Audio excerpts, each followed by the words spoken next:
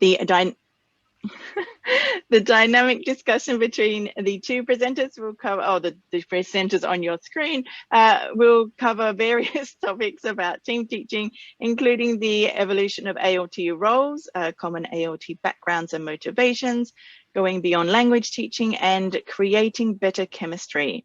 And I don't know if they're going to include the Q&A. I guess we'll wait and see what happens there. And who's going to be presenting? So we have Emily here on my screen. She's on the left. I don't know about everyone else's screen. And she is an ALT for Niigata City Board of Education. So she is actually she lives just down the road from Niigata University, which is where I work.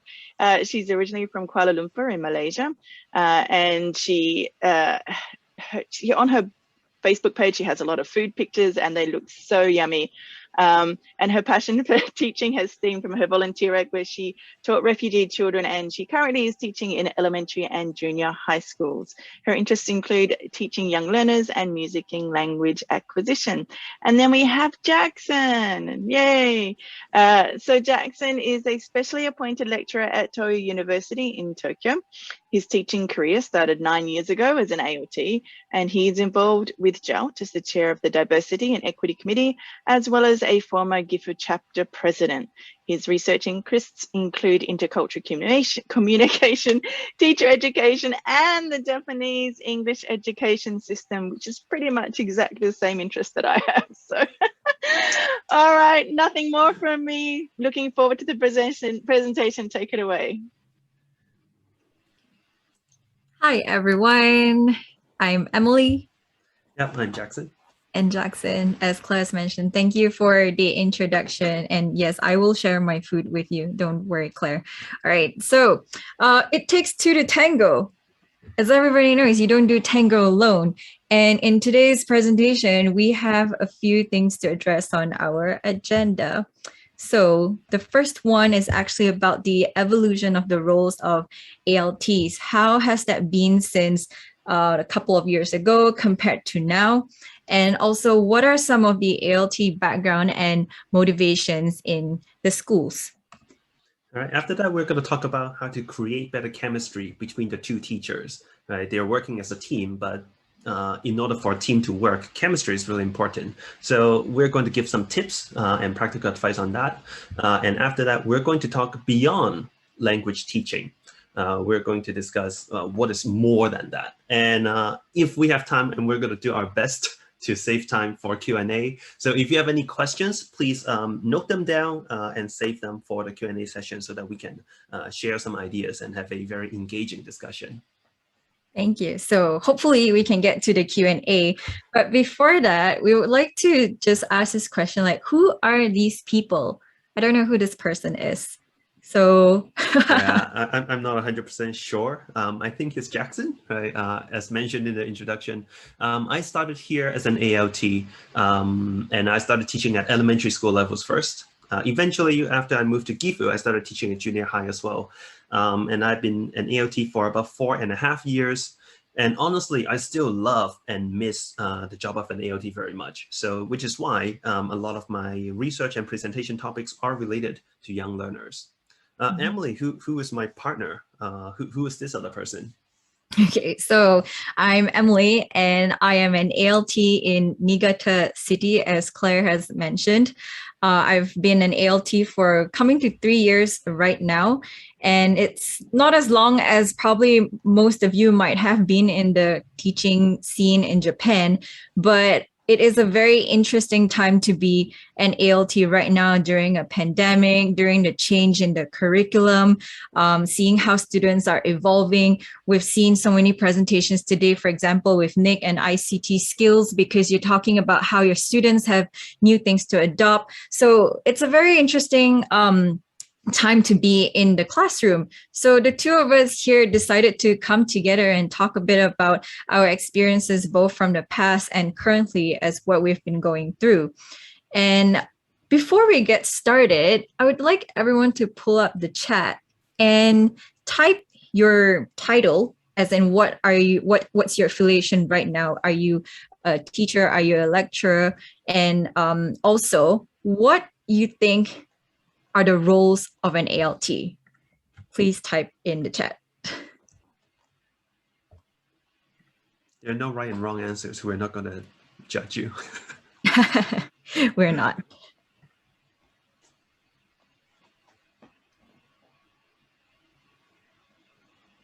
Anybody? All right. Okay. Don't know what ALT stands for. All right, we will get into that, right? No problem. We will get into that. Okay.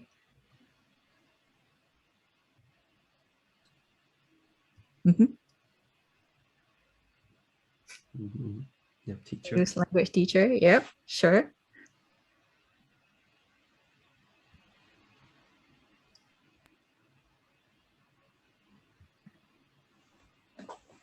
Okay. All right. So we've got a couple of points over there in the chat, but let's just start with a meme. So for anyone who's not familiar with this, Jackson and I have put a couple of memes throughout our presentations. So for anybody who could spot the number of memes by the end of this presentation, tell Jackson the answer and you might get a drink from him, maybe.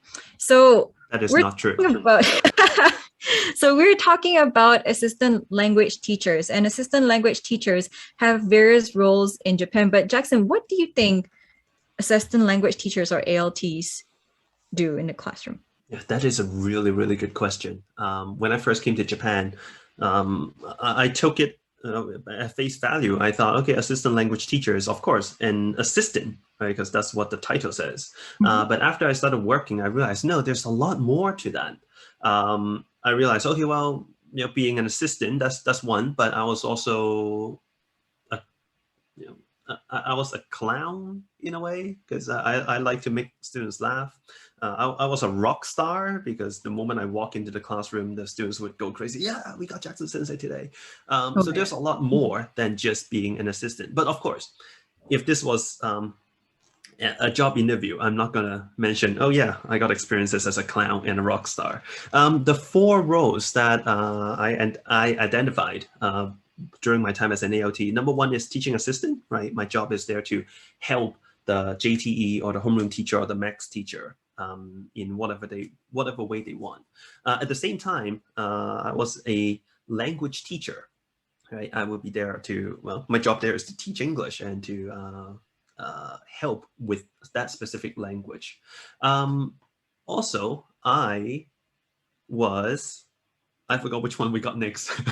Yeah, I was a learning motivator because just by me being there, I was an encouragement for the students to use English. Many of them would, for example, come up to me, oh, Jackson, to say, let's go play soccer. And I would ask them to make their invitation in English.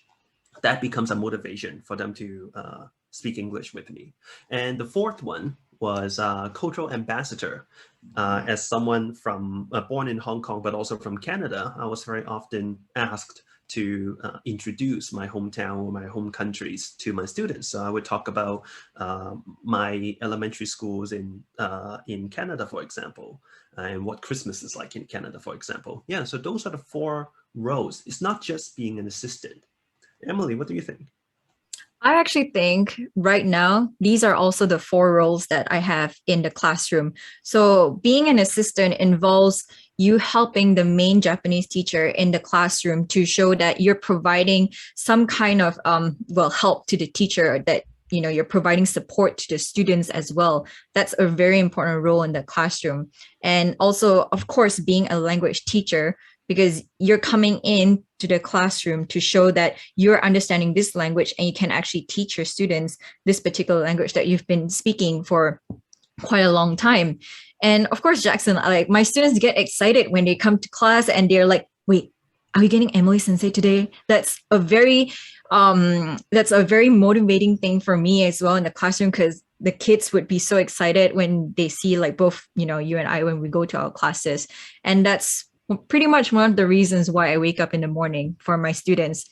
And finally, a cultural ambassador is a really huge point because coming from Malaysia, and even though we've studied English formally for at least 12 years, we do not use it as much as other countries do, but more than Japan, to be honest. And I grew up in a household speaking English, so I was one of those who have English as their first language.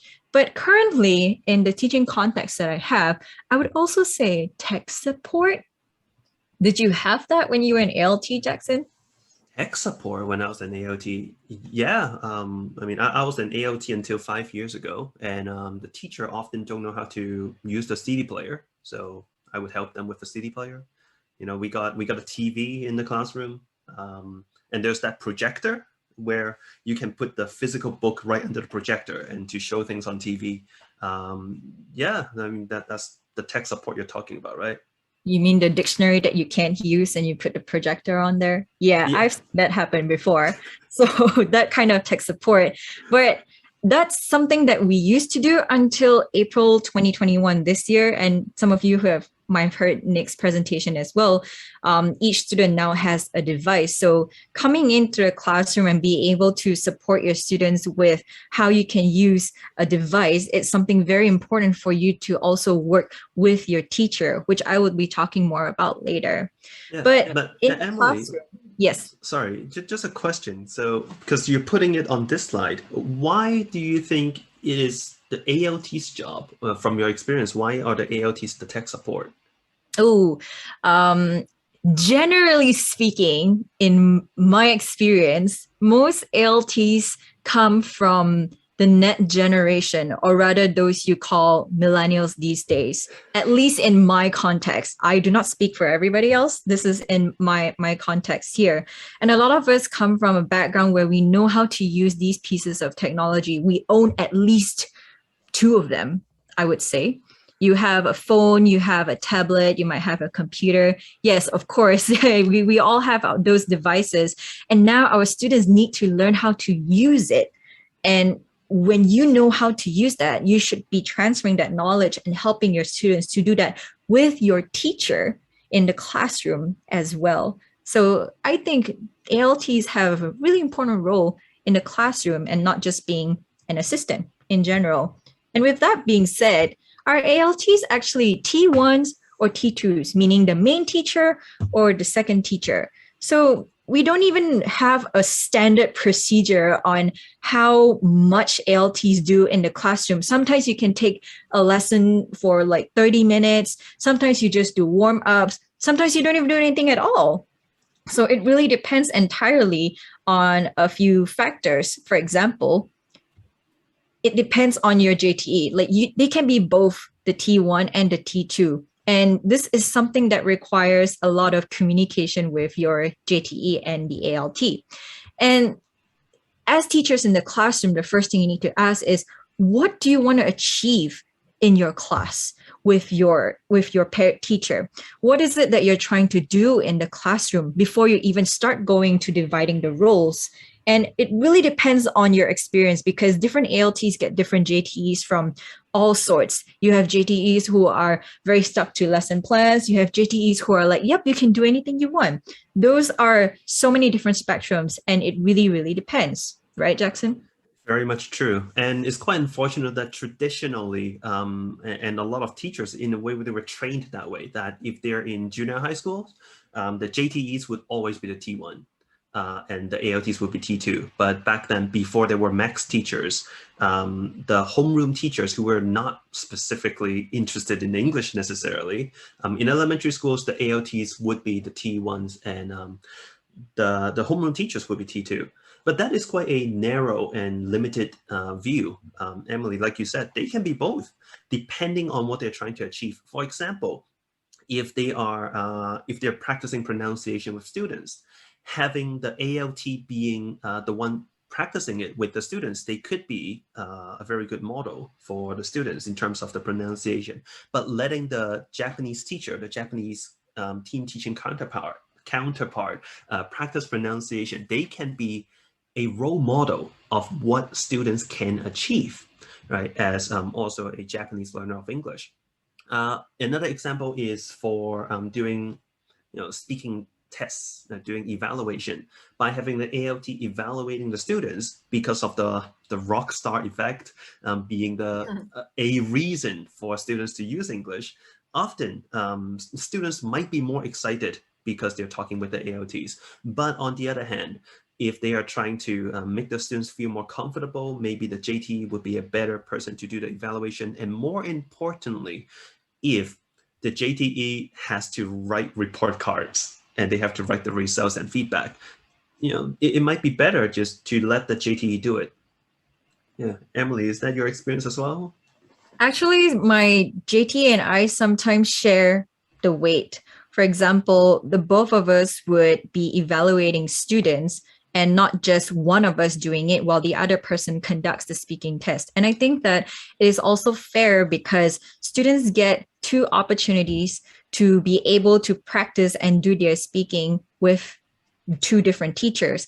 And as they keep doing it, as repetition comes into play here, they actually are going to feel more confident when they're delivering from the actual speaking assessments. So that has definitely happened in the classroom before. So it really depends on your type of students and the roles that both teachers are playing in the classroom. Which one is taking the lead, which one needs to do a particular activity. So having said that, not all ALTs are the same though, because they might have different motivations. They might have different backgrounds. Jackson and I are already from different backgrounds and we're both ALTs here in Japan. You have so many more. But what do you think the three types of motivations are for ALTs coming to Japan, Jackson? Yeah, there are three types, but we should also say that there's a lot of generalization right, in what we're about to say. But I would say that type 1 are the teachers who are here very excited to teach. Right? They are thinking, oh, I'm going to be a part of this education system, or I'm going to be able to share my experiences, my culture, my knowledge, and my language as well with students. So they come here very excited to teach. I would call those type 1. Emily, what about type 2? I think that type 2 are those who would like to travel, but they don't really want to do as much work as perhaps a full-time or those who work for longer hours. Sometimes when you come to a country like Japan, it is also important for you to understand that it's great if you want to explore the country. It's great for you to learn about different cultures. It is also good for you to bring that into the classroom, which is something that I know ALTs do as well. For instance, some students don't have the opportunity to travel to a different prefecture, for example, and have maybe an ALT has been there before. And I've done this before. I come back to the classroom and I actually share it with my students. Like, oh, okay. Like, it's not that I don't want to do, it's not that I want to do minimal work, but I just enjoy sharing these things with my students. So those are just type 1 and type 2s, but there is one more type, Jackson. Yeah, and type 3 is very much closely related to type 2. But before we go to that, I would say one more thing about type 2 is that quite a lot of them exist. And a big reason is because of how they were advertised, what they were told before coming to Japan. When I was looking for a job, the JET program, for example, hardly talked about teaching. Their website mostly talked about, oh, you can come here and experience Japanese culture. So quite a few people came to Japan thinking, oh yeah, I'm just here for Japan. And honestly, I was one of them. I wasn't really interested in teaching, but eventually I grew into type 3, which is someone who came here not sure what I was doing, but the job grew on me, and I found passion in the job, and eventually it became my career. Right. There are quite a lot of people who were type 2s and eventually grow into type 3. And I think a very important part to that process of growth is that, at least for me, coming from a criminology background with no interest in teaching, during my time as a teacher, I felt that I was welcomed by my teachers, my colleagues. I was welcomed by the students. My ideas were valued, and also my personal growth as a teacher was very much valued. So because I was really enjoying the job itself, and I was getting a lot of positive support, I realized, yeah, my time here is not just to travel and then having a clear cut, and then I have to go to work. I started combining both. Yeah, my time here in Japan is to teach and experience Japan while being a teacher. And Emily, I would say, I think you're also type 2 who grew into type 3. Actually, I would say that I am a combination of all the types. Firstly, because I did come to Japan for teaching opportunity, and I thought that being an ALT would be an assistant role to just help the teacher in the classroom. But as I got more involved with the classroom, I just decided, nope, I'm going to be taking charge of some activities that I want to do with my students. And the teachers who were up for it, they said, yes, sure, you can go for that as long as I'm in the classroom, because ALTs are not allowed to run the classrooms by themselves. So I would say that I'm one of those teachers who's very interested in my students. I really invest a lot of time in them as well. For instance, if I had to do some grading work, I would take it and I would be able to spot some mistakes and things that my students are doing in the class, because that's how you learn about your students. So not every single ALT wants to travel. Not every single ALT is also doing this as a part of their career. They have so many things, so many different backgrounds and motivations on why they have taken up this job. But I would say this job definitely grew on me in a professional way as well, because you also learn how to, be able to teach in a different context than you've initially thought about. For instance, second language learners come from all parts of the world. So it is a very eye-opening experience doing this and also working with a particular teacher. But speaking of working with teachers, we have to talk about this thing. How do you actually create better chemistry with your teachers? As per our title, it takes two to tango. But of course, if you're keeping count on the memes, this is one more right here. Okay. So Jackson, how did you connect with your teachers? What's your magic? My magic, yeah. It was always tough because, like you've mentioned earlier, there are so many different types of JTEs. Some of them we just naturally bond, but some of them are a bit harder to work with. But there were 3 points that I think we agree on that really helps us build better chemistry and basically form a better team. The first one is communicate, right? Communication is key to everything. And of course, when you have 2 people working, even if there is a language barrier, by trying to communicate in whatever way you can, you gain a much better understanding of each other and of the goals that you're trying to achieve. You can communicate by using English, easy, simple English. You can communicate by using broken Japanese, like what I used to do.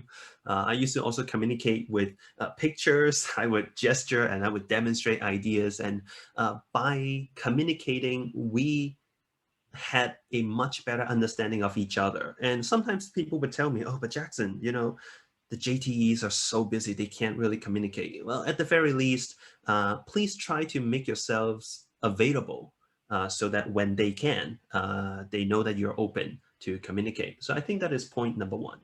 Mm-hmm. Emily, point number 2.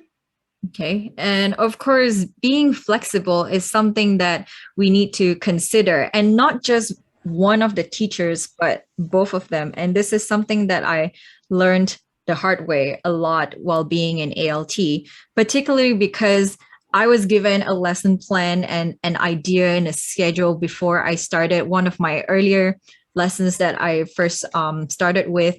And when I came to school the following week, the lessons had changed. Things have changed. So there were a lot of things that I had to adjust as well while being an ALT.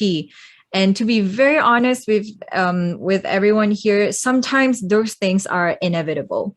We need to understand that it is out of some people's control. It is not something that both teachers, intend to do onto each other. Like, for example, if there's an event in school and you decide, oh, wait, we need to switch the schedule up a little bit. And it's not something that you can just go, no, I need to do this class. It really depends on the school at the end of the day.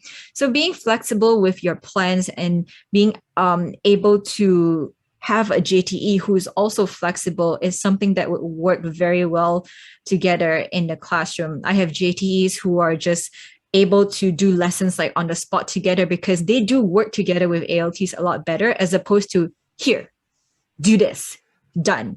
We get those as well while being ALTs. But on top of communication and being flexible, what's the third one, Jackson? Yeah, the third one is being open. So being flexible, what we were talking about was mostly being in the classroom, especially if we think back to point one, there are the 4 different roles, right? Being flexible as a teacher, be ready to jump into those roles. But on top of that, being open as a person is really important too, because of language barrier, cultural barrier, and honestly, the time schedule. ALTs are not always at the same school. There's often a gap between the full-time teachers who are stationed at one school, the Japanese teachers, and also ALTs. But being open, showing that, oh yeah, this is who I am as a person. This is what I can do. This is what I enjoy doing. So please understand who I am and let me know when I can help. Being open as a person, showing the willingness to be open and to connect is really key to building better chemistry as well. However, being open and also communication and flexible as well, time is really important, right? This is not something you can just walk in day one, ta-da, and then you build a bond. Great if you can, but often it takes time to make this ramen soup, and it's not something you can rush. And honestly, some JTEs, they might have been burned before by the ramen soup, possibly, but they might have been burned by bad ALTs before, or just people they couldn't connect with. So having an open mind, understanding who you're working with, and showing that I am willing to help and play any of these roles, as long as it really achieves the goal of benefiting the students. That I would say these 3 points are our magic to building good chemistry with teachers. I'm just going to quickly add on to the last one, and not just because being open is about revealing your private life or something that you need to just really tell to every single person. Being open is more of like, yeah, sure, I can talk about this thing. There must be something that teachers can share with their students, like travels, for example, their pets, and those are the things that you can connect with, not just your teachers but also your students. And while Jackson uses a ramen analogy right there, I would say, just read in our title, it takes time to even learn tango. Like I have no idea if I can do tango at all, but it's not something that everybody can do instantly. And I understand that ALTs as well, sometimes when they're stationed at a school for only a short period of time, they don't feel like, I don't really want to do this very well. I've been stationed at a school for just 2 weeks to replace somebody, and to be able to connect with the students immediately on that spot, what more with the teachers, it was challenging. But keep an open mind to like, oh, sure, I can do this kind of activity. I can share this piece about myself. And that is actually something that would help a lot with building your relationship with your teacher. Yeah, and while we're speaking from the perspective of ALTs, we believe that this is for both sides of the party, right? For JTEs as well, as we've mentioned earlier, because ALTs come from different backgrounds, they have different motivations. If the JTEs can show that they are flexible and open to accept the ALTs for who they are and find a good balance, that would really help. So when we're talking about this, it's not only, okay, as an ALT, this is what you can do. Right? As the ALT, you have to communicate, but JTEs are also, if they are good at communicating, they're being flexible, but they're being open, that builds a strong team. Mm-hmm. And Jackson, have you had an experience where you just didn't connect with any teacher, perhaps?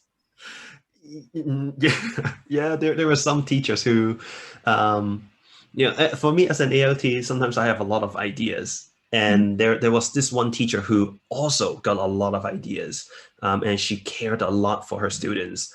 But because her English was not very good as a teacher in elementary school, her training wasn't really in English. And so we both had good intentions for the students, but because being a first year ALT, we were not very good at communicating. We had quite a few conflicts and even some arguments. But by the end of the year, we realized, okay, all the arguments we've had, they resulted in good lessons because we were both caring for the students. And by the second year, by the time I was leaving, she was crying, I was crying, and we bonded really well because at the end, we were being open to each other, and we were a team. Mhm. How about you? Oh, I like your story. I'm not sure if I can top that at all. But I would go back to the first few months of being an ALT because I was terrified. That's one word that I would say. I was terrified. I didn't know how to be in a classroom with students who had no idea what I was saying. I didn't know how to grade my language to suit the type of students that I was talking to, because students have a very limited vocabulary at a certain age as well. So if you start putting words like interjections in your sentences, they might not be able to understand what you're trying to say. So there was a horror part, not exactly a nightmare, but I do remember like having teachers who just didn't know how to relay a particular message to me on what to do, because I didn't know how to break down a certain grammar point to words that students would understand, like really, really simple vocabulary for them. And that was just me not understanding their level to begin with. And it took time to communicate with that teacher to say, oh, okay, this is what my students' levels are at. Let me try and fit into that level. So it took a lot of, not to say very bad moments in the classroom, but more of, oh no, this is kind of awkward, because, students are very perceptive. They can actually feel when the class is not planned out properly. So there are a lot of those moments, but I would say that even those little things that happen, they definitely help you to grow as a teacher, whether you are a JTE or an ALT. Yeah, and I would say for those, I was really thankful for the JTEs and homeroom teachers who were just being open and flexible with me, because like you, I was panicking. As an ALT from a dispatch company, before coming to Japan, I didn't know what I had to do. I was told, yeah, you will be an assistant. You're going to help with English classes. You might sing songs too. You probably will sing songs. And that was basically the extent of what I knew until I got to the training facility, and we were basically locked up for a week in the middle of nowhere in a mountain. But even then, I wasn't really teaching with actual students. We're learning about what happens in class. We're learning about what team teaching is supposed to be like, but the actual effective learning was actually in the classroom. I had a lot of failures myself, and during the first few weeks, I was really ashamed of myself. But because the teachers were supportive, they were flexible, they were able to adjust to who I was at that time. That was extremely helpful, and in many ways built me up to the teacher who I am now. Very true. And that's definitely something that I've experienced as well. I also remember that when I had some trouble doing a lot of things, because I came to Japan with zero Japanese. So all these teachers pretty much came to my rescue. So I'm a very spoiled ALT for everyone here who's watching. Yes, so a lot of my teachers helped me throughout the years, and I've grown a lot as a person from that as well. Not just being somebody in the classroom, but also individually, personally, what kind of teacher do I want to be while I'm going through this process of being in a new country. And I think a lot of teachers as well, when we see something new, we start to get afraid of doing something, and it just really takes some time to get through that. Mm-hmm. Yeah, you just reminded me of one point before we move on from this, which is being open. I think it's quite important for, I think especially for the ALTs, to let the teachers know what are their personal goals, right? Do you want to build a career in teaching? Do you plan to really just enjoy your time here in Japan? And by letting other people know what your personal goals are, they can find different ways to incorporate those into the classrooms as well. Mm-hmm. Definitely. It is very important for us to just be able to tell our teachers, like, what are we looking for in the classroom as well? What, for example, hey, could you give me like these bunch of papers to mark, because I want to understand how my students do your work. and I got to learn a lot from that as well from my students. So it depends on the ALT and how the JTE works in that context, but these are just our experiences over here. And finally, I'm going to talk about going beyond language teaching. But Jackson, do you know about the new Giga School project? Yeah, of course, because I watched Nick's presentation earlier. But I think, Emily, as someone who is a part of the project right now, I think it's better for you to talk about it than me. So I'm going to mute myself. I will. Okay, and as we were watching Nick's presentation earlier, I think he gave everyone quite a good insight on what this Giga School project really is about, and it's just different for each area because each prefecture or municipal rather, they have the opportunity to choose what they want for their students.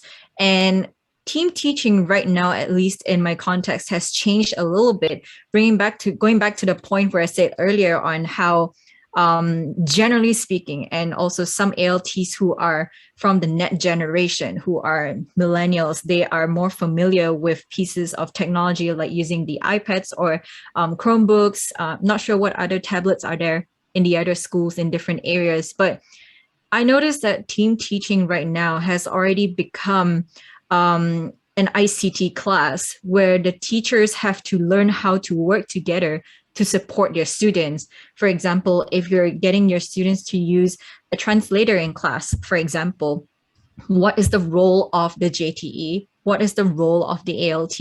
What can we do to support our students while you're trying to help them to get their tasks done or assignments done, or get them to be able to understand, okay, this is a task that you need to do some research on. But when you see a student struggling, you need to start realizing what exactly are they struggling with. Do they know how to use the keyboard? Are they not sure where to click? Are they scared of doing something wrong? You have so many different types of students when they are faced with a piece of technology and they start to notice that, oh, what do I do next? It's not pen, it's not paper, it's not the usual thing anymore. So right now, team teaching has gotten to the point of where I would have to teach students how to log in to their accounts, where to click, how to type onto something. When you need to look for the capital I on your keyboard, it looks like a lowercase L. How do you identify all those things for your students? So instead of becoming like a pair where you start to talk and communicate a language, you need to also be able to adapt to situations like this and say, oh, I need to teach my students how to go to the Google Drive. I need to teach my students to know how to send an email. There are a couple of things that we had to learn as well, especially given the short period of time.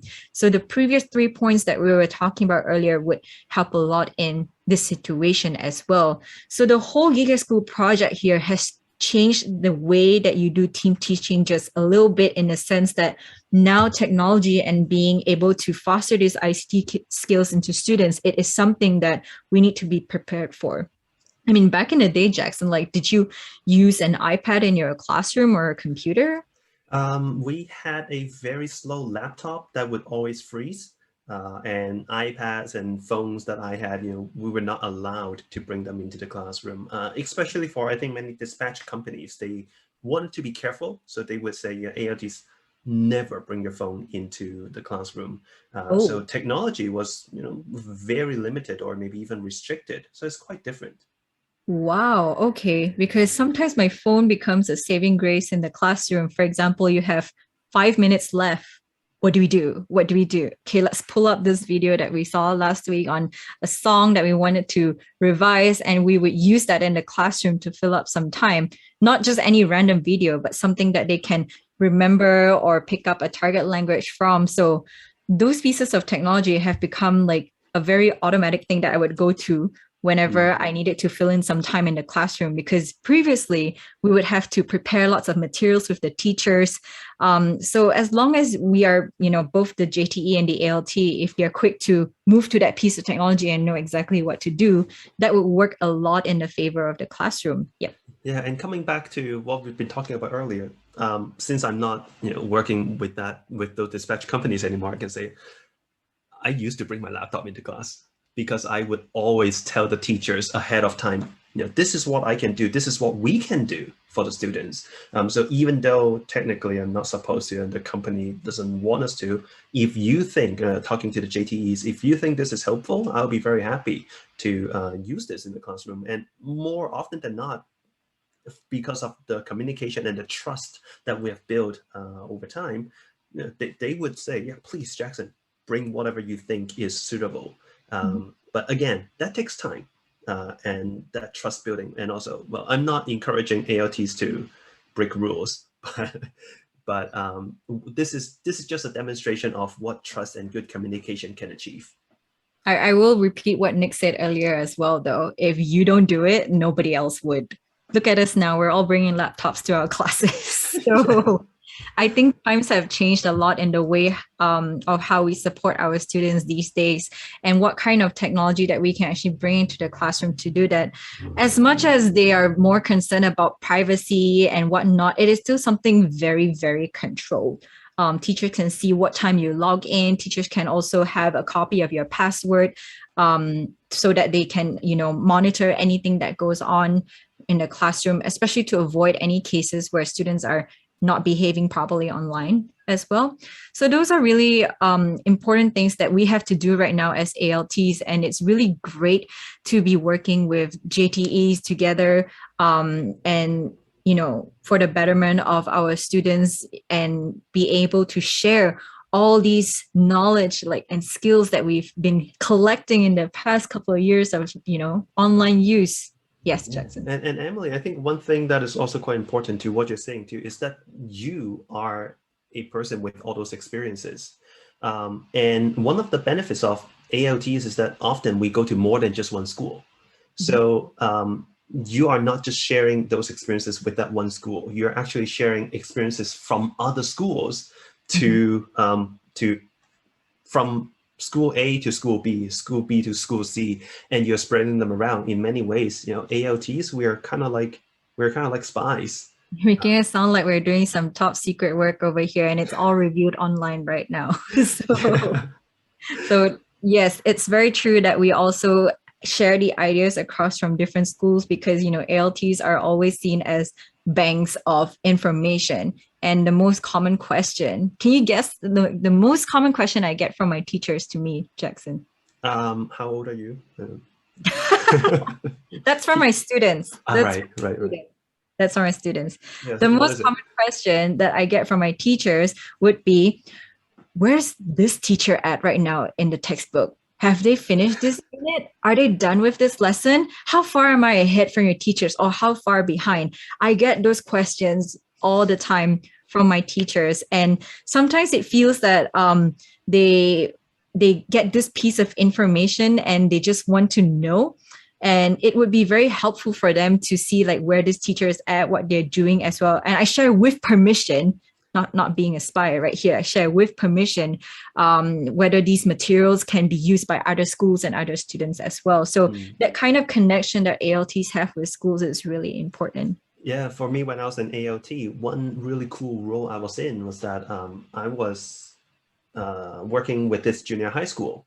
But at the same time, I was also teaching at the 2 elementary schools that would feed into this junior high school.